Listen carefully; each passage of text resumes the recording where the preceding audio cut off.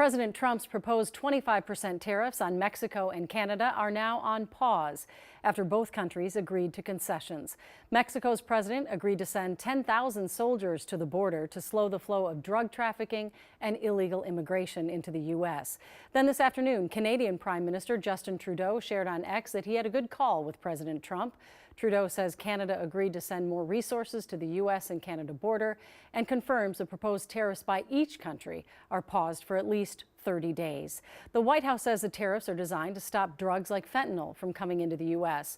They're also part of the president's goal to create more American manufacturing jobs and shrink the federal deficit.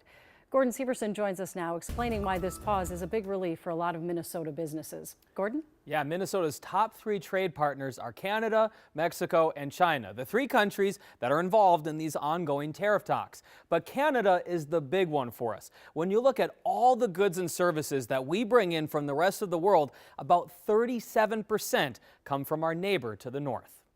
In 2023, Minnesota imported $14 billion worth of goods and services from Canada. A majority, 64%, was fuel and energy. It's pretty much the whole spectrum of energy we use. Pete Wyckoff with the Minnesota Department of Commerce says the fact that President Trump excluded Canadian energy from the 25% tariff, instead opting for a 10% tariff, speaks to how important Canadian energy is, especially northern states like Minnesota.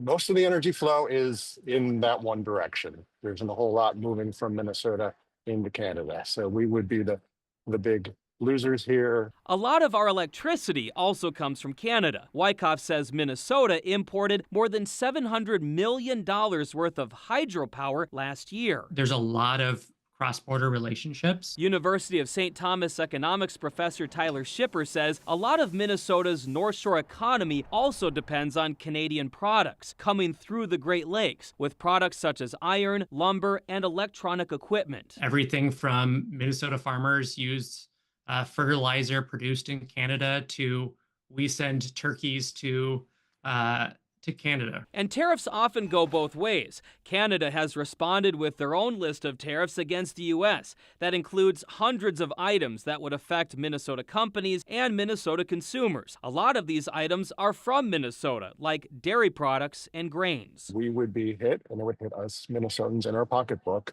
if these tariffs go into place. Gordon Severson, KARE 11 News.